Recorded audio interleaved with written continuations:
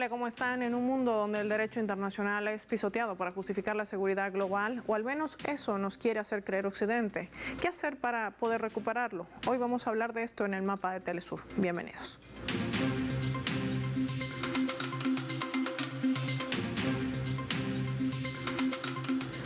Les proponemos por esta razón desplegar nuestro mapa y revisar algunos datos que son claves para entender cómo el mundo está amparando o no una impunidad global. ¿De qué va esto? Vamos a desplegar nuestro mapa mundi y vamos a hablar de esto clave: impunidad global. Conocemos dos conceptos claves aquí: el derecho internacional, que fija las normas que rigen las relaciones entre los estados, también debería resolver las disputas legales entre ciudadanos de diferentes nacionalidades. Su principal objetivo es asegurar la cooperación y prevenir los conflictos. Este marco se basa en un instrumento como la Carta de Naciones Unidas y la Declaración Universal de los Derechos Humanos. Además, se sustenta en múltiples tratados reconocidos por 193 estados miembros de Naciones Unidas. Por eso el logo de la ONU también en nuestro mapa. Mientras que la seguridad global incluye medidas militares y diplomáticas que se implementan para garantizar la seguridad colectiva. También abarca la respuesta conjunta a amenazas no militares como pandemias, crisis climáticas, ciberataques, que también impactan la estabilidad mundial. Sumemos algunos casos para poder entender este tipo de violaciones en nombre del derecho internacional o la paz. Estados Unidos mantiene un historial de acciones calificadas como violaciones al derecho internacional. Una de las más recientes, el 3 de enero de 2026, el ataque desigual que emprendió contra la soberanía venezolana, asesinando a más de 100 civiles y militares, y que derivó en el secuestro del presidente constitucional Nicolás Maduro y la primera dama Cilia Flores. En junio de 2025, Washington también atacó instalaciones nucleares de la República Islámica de Irán. Un ataque artero. Isfahan, Natanz, Fordo, recuerdan ustedes, bajo la falsa narrativa del enriquecimiento de uranio y la supuesta construcción de una bomba atómica. Además, Estados Unidos, también en marzo del 2003, con la excusa de la existencia otra falsa narrativa de armas de destrucción masiva, invadía Irak. Mientras que en el ámbito económico, Washington, en la modernidad, sigue aplicando medidas coercitivas unilaterales, políticas que afectan gravemente las economías de los pueblos en el mundo, violando principios de no injerencia en asuntos internos, emprendiendo castigos colectivos. Esto impacta, por supuesto, en la calidad de vida de los ciudadanos de los países que Estados Unidos los cuestiona, que no cumplen las directrices de Washington. También del otro lado del mapa, de color azul, vemos a la Unión Europea, a los países que forman parte de este bloque, que implementan como medida de presión sanciones a Rusia y a otras naciones, mientras que en la Franja de Gaza se vienen documentando ataques sistemáticos contra civiles. A la actualidad, más de 72,000 víctimas cobra todo el movimiento que está haciendo Israel, quien le traza la estrategia geopolítica a un Estados Unidos. ¿Qué representa todo esto en el marco de la actual coyuntura de impunidad global? ¿Esto se puede revertir? De esto y más vamos a hablar con nuestros invitados.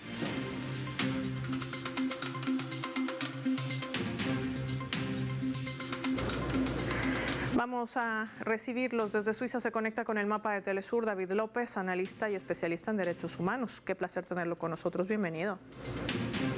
Gracias por la invitación. Un fuerte abrazo para ustedes y toda la audiencia.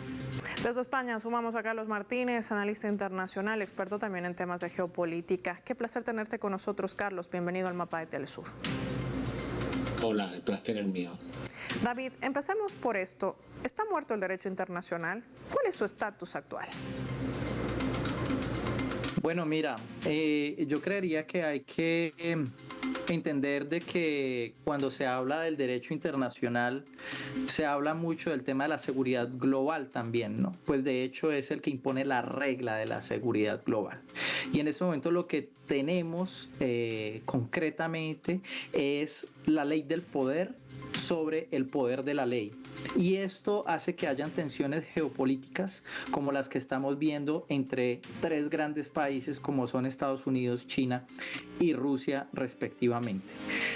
La Carta de las Naciones Unidas es muy clara y aunque tiene sus defectos es mejor tenerla que no tenerla porque sí requiere cambios estructurales, porque además después de la creación después de la Segunda Guerra Mundial, esta carta y todo este orden internacional que se crea con un solo objetivo y es de sostener un sistema que única y exclusivamente le va a beneficiar a aquellos que durante la Segunda Guerra Mundial o incluso un poco antes financiaron a poderes de la SS, de la Gestapo y otros como eran Henry Ford, como eran muchas multinacionales norteamericanas, para así poder crear un orden internacional que ya no viniese desde las colonias europeas, sino que viniese de una neocolonización que tenía que ser la de los Estados Unidos, esa que en algún momento dado dicta Monroe, que era América para los americanos, pero esto se quiere extender más. Entonces, en la Carta de las Naciones Unidas, claro, hay una cantidad de herramientas que van a permitir que se guarde un orden, ¿no? Se prohíbe el uso de la fuerza, salvo legítima defensa o por decisión del Consejo de Seguridad, pero pues, ¿quiénes son los miembros del Consejo de Seguridad? ¿Quiénes tienen el poder de crear las leyes después de la Segunda Guerra Mundial? ¿Dónde quedan los países del sur, quienes también pusieron muertos en la Segunda Guerra Mundial? Y recordemos a los africanos que eran llevados a Europa a pelear, ¿a cambio de qué? Porque a veces ni la nacionalidad de países europeos se les reconocía, eran unos esclavos más de la guerra. La solución pacífica de controversias evidentemente también está ahí, pero una vez más, lo que sucedió el 3 de enero, y bien lo mencionabas, aquí no pasó absolutamente nada. ¿Por qué? Porque se está viviendo una tensión de intereses geopolíticos donde hay un estrés financiero que está afectando el orden internacional, el derecho internacional, y por ende nos vemos en la triste situación que nos lleva a hacernos la pregunta que tú me estás haciendo en este momento. Es que justamente esa es la narrativa que Occidente quiere imponer, de que no ocurrió nada cuando hubo una flagrante violación al derecho internacional, donde hubo una flagrante violación a la inmunidad presidencial, donde hubo una violación flagrante a los derechos humanos porque se asesinaron civiles en medio de estos bombardeos. Carlos, ¿le ha fallado a Naciones Unidas a la humanidad? Estamos viendo lo que pasa en Gaza, hemos visto lo que ha sucedido en Venezuela, estamos viendo las atrocidades que se generan en otras partes del mundo amparadas en esta seguridad global, y la gran pregunta es, ¿quién tiene la sartén por el mango entonces? La sartén por el mango lo tiene Estados Unidos, porque son 5 países los que tienen derecho al veto en Consejo de Seguridad. Pero es Estados Unidos, sin ningún lugar a duda, el país que continuamente está bombardeando, invadiendo, poniendo y quitando gobiernos, golpes de Estado, incluso este caso ya más evidente, secuestro de un presidente legítimo, algo totalmente, como bien has dicho, totalmente contrario a los derechos humanos, a las leyes internacionales, al derecho de gentes. Bueno, son auténticas barbaridades. Y claro, y por supuesto, el genocidio de Gaza, que es lo que más grave ha ocurrido en el planeta desde la Segunda Guerra Mundial, que es un genocidio retransmitido en directo, en la cual fue totalmente inoperante la ONU por el derecho de veto de Estados Unidos, que siempre ha protegido, no sabemos si su aliado o su amo o su dueño o su socio, pero vamos, da lo mismo que estén en el poder los demócratas que los republicanos, que Israel lo va a apoyar a Estados Unidos en todo, aunque cometa un genocidio flagrante como hemos visto todos.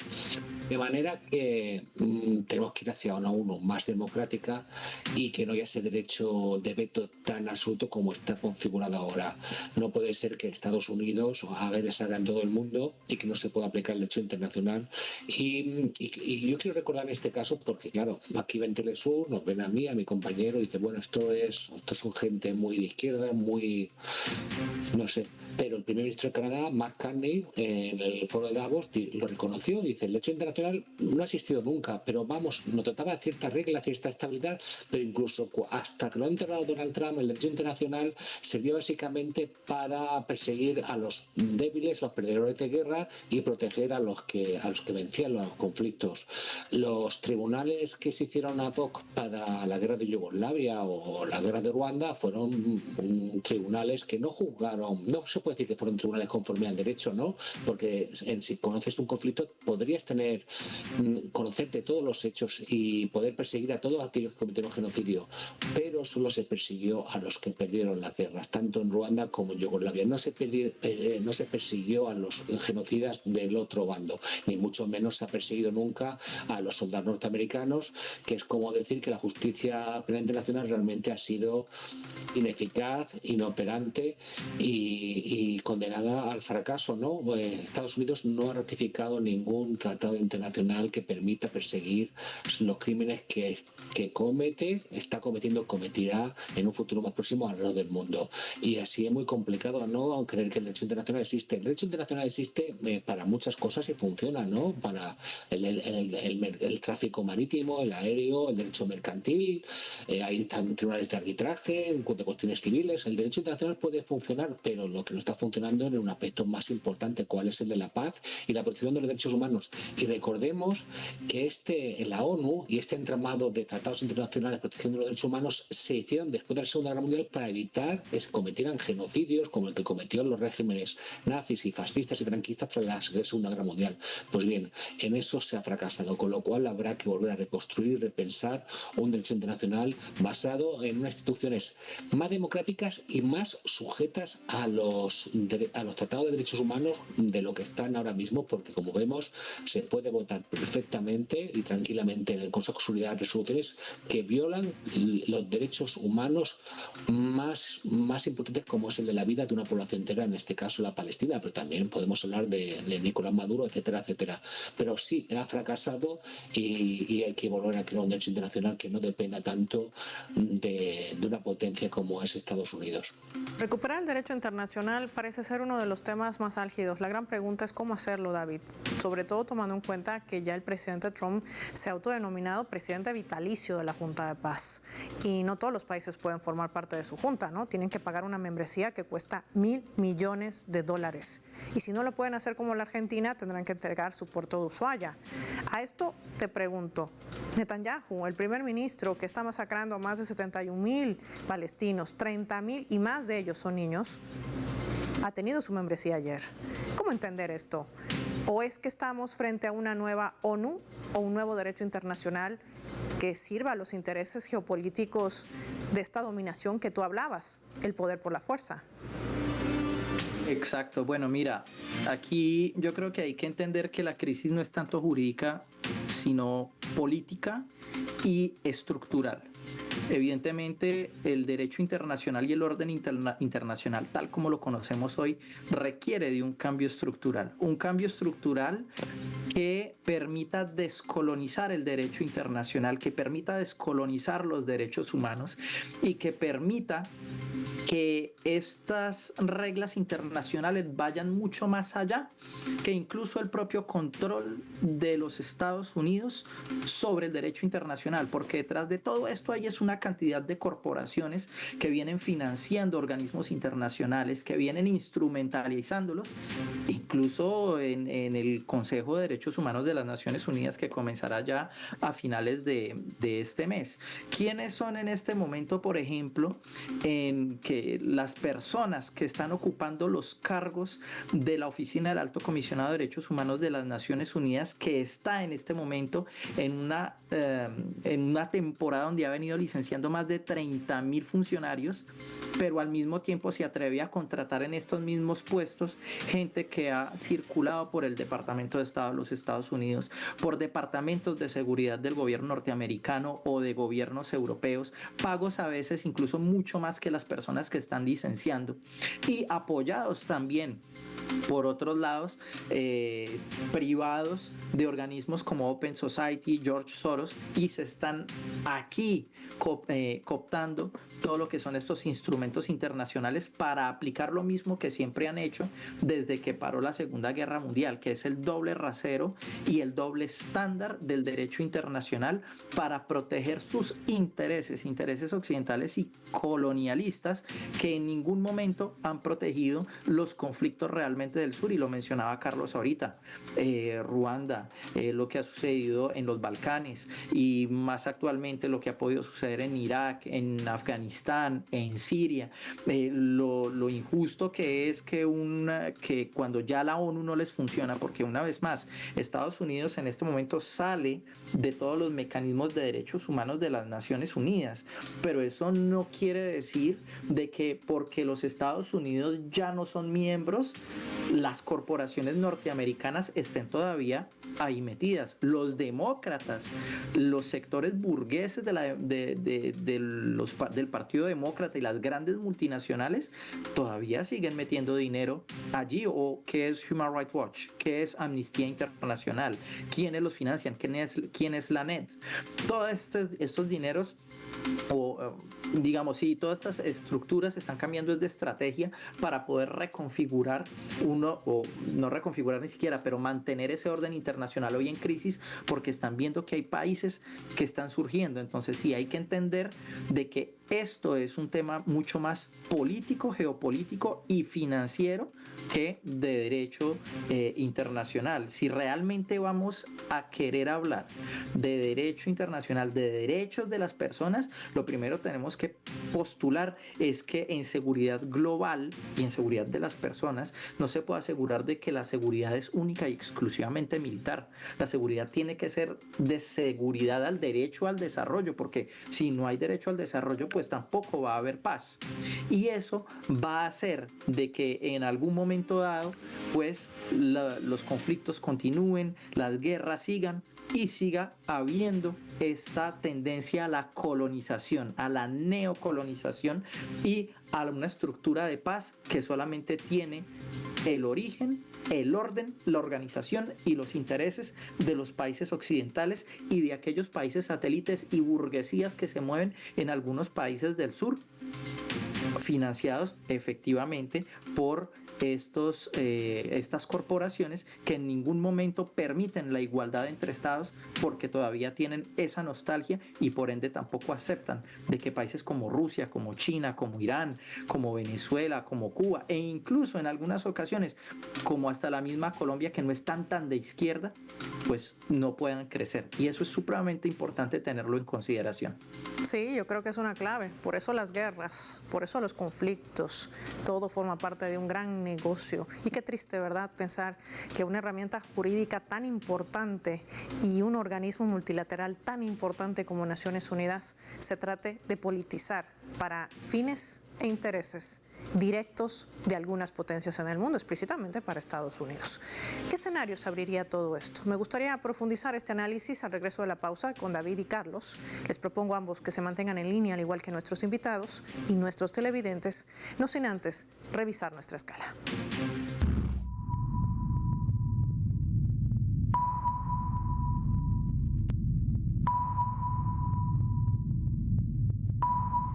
En la escala del mapa les vamos a compartir esta caricatura del artista Kamal Sharaf. Él es un ilustrador de Yemen. Y así como en los archivos Epstein, el mundo quiere tratar de que olvidemos lo que hace el sionismo en Gaza. ¿Y qué es lo que hace el sionismo en Gaza? La caricatura habla por sí sola, masacrando niños, matando civiles, emprendiendo un castigo colectivo, y todo lo hace Estados Unidos, ya ven, la mano del tío Sam, con una pluma y la palomita de la paz, todo en nombre de la paz. ¿Qué pasa con el derecho internacional? ¿Qué pasa con la Carta de Naciones Unidas? El mundo tendrá la capacidad de desclasificar estas atrocidades que se cometen en la supuesta nombre de la paz y de la seguridad global. Esto pasa en Gaza, señores. De esto y más hablamos al volver.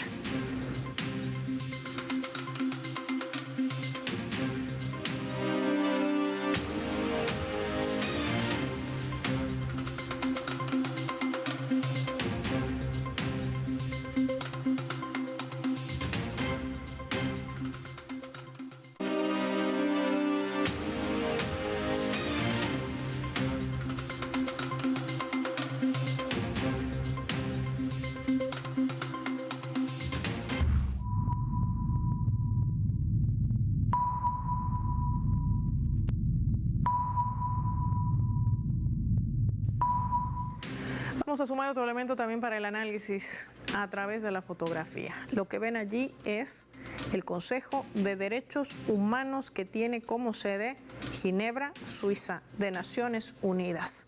Desde allí han expresado un grupo de expertos su firme rechazo a la orden ejecutiva emitida por Estados Unidos el 29 de enero de este año, que impone un nuevo bloqueo de combustible a Cuba.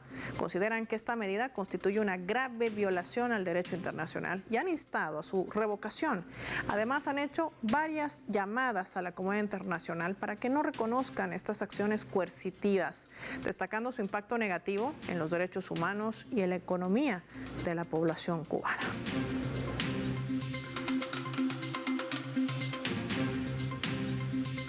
Carlos, este escenario no deja de generar la pregunta de siempre.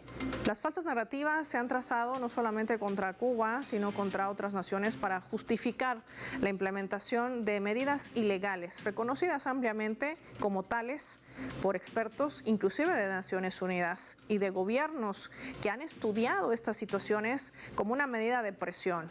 Hoy Cuba está viviendo una asfixia, como lo quiere hacer con Gaza, o como lo hace con Gaza en realidad Estados Unidos y el sionismo. ¿Frente a qué escenario estamos cuando hablamos de derecho internacional, cuando hablamos de seguridad global?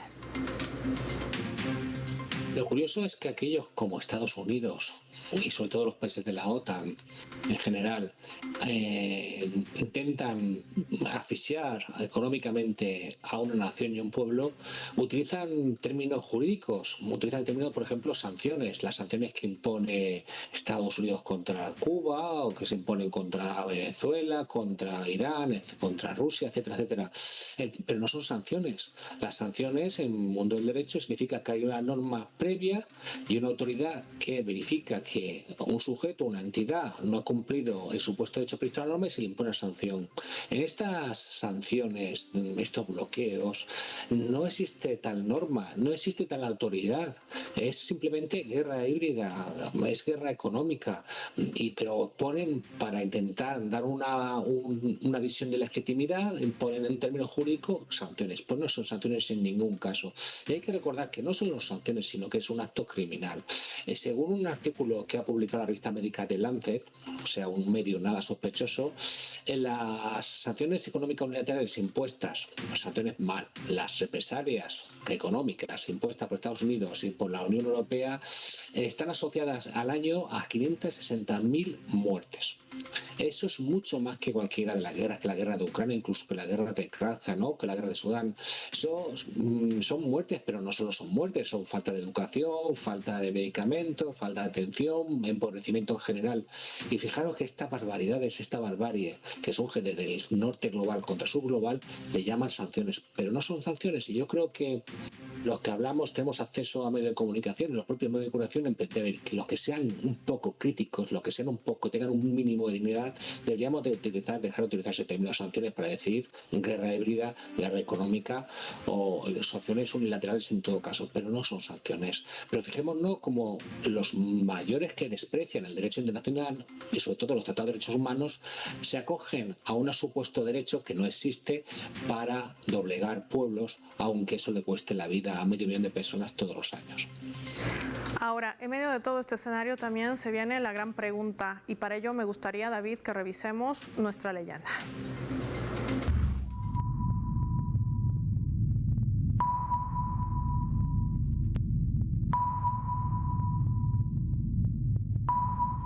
El presidente de China, Xi Jinping, sentenciaba esto al momento de hablar de gobernanza global, seguridad global, dos aspectos claves también sobre este escenario geopolítico. Decía, la historia humana ha demostrado una y otra vez que sin paz, escúchese bien, el desarrollo será como agua sin fuente y sin seguridad, la prosperidad será como árboles sin raíces. Por ello, concebir una visión compartida de la seguridad internacional para eliminar las causas de los crecientes conflictos es un deber y responsabilidad común para conservar la estabilidad mundial.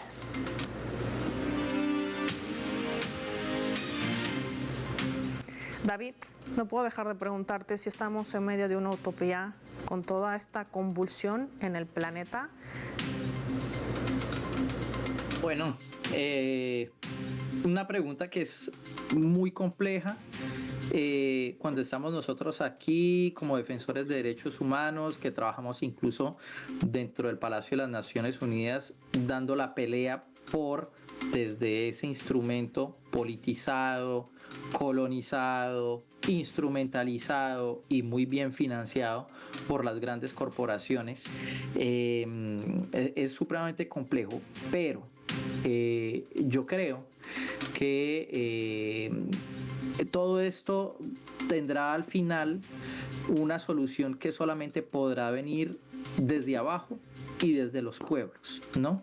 Desafortunadamente la historia nos ha mostrado que para que haya un nuevo orden internacional, o por lo menos en los últimos 2 siglos, se requiere de una guerra mundial que cambie toda la estructura. Ojalá que no tengamos que llegar a eso para poder hacer ese cambio. Es preferible que probablemente estas corporaciones que se encuentran en conflicto resuelvan el problema entre sí por medio de otros medios que no sean los bélicos, a que los pueblos del mundo tengan que pagar por resolver los intereses que ellos tienen, sobre todo financieros.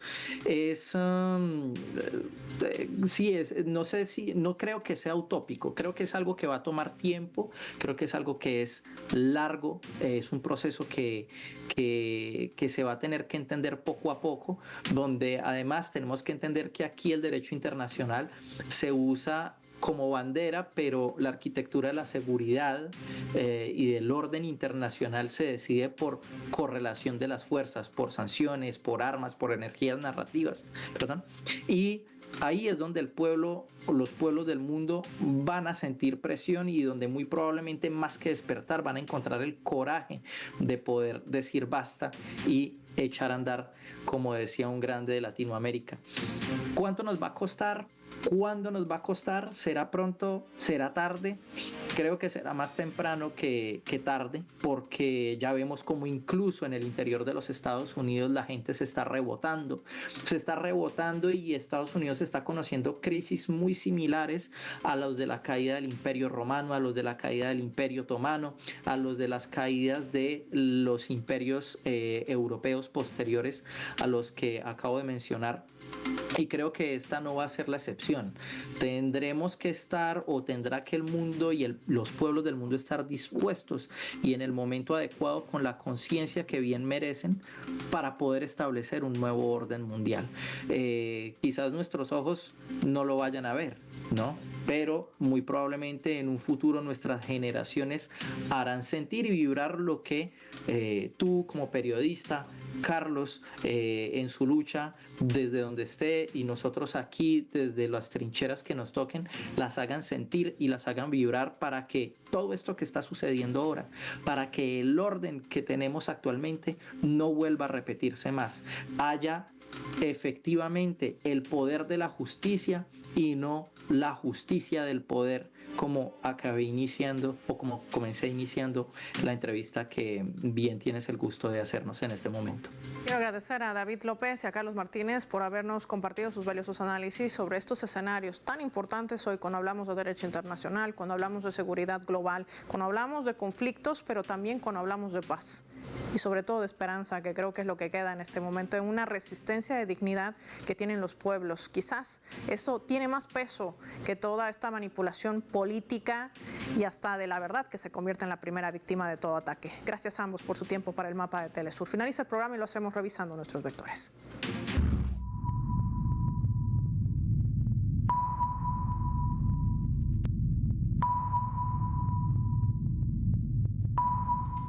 Nuestro radar en el mapa nos refleja las 3 claves sobre este tema: mundo, seguridad global y derecho internacional. Hablemos de esta estrategia. El quiebre del derecho internacional es uno de los objetivos claves para consumar la ilegalidad y colocar a los estados en indefensión, para no responder así por los crímenes incluso de lesa humanidad.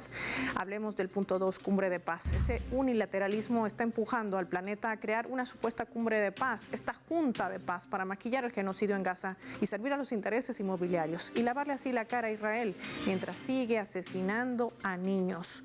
Y 3, la asfixia, que crece ese cuestionamiento a Naciones Unidas y su papel multilateral para frenar este tipo de violaciones. El derecho internacional no puede ser un condicionante del poder, tiene que responder a la paz y al desarrollo de los pueblos y también a la Carta de Naciones Unidas. El intento de asfixia al pueblo cubano bajo falsas narrativas son una muestra de ello, un pueblo que no deja de dar lecciones de dignidad. Soy Paola Pérez y nos vemos en otra edición del Mapa.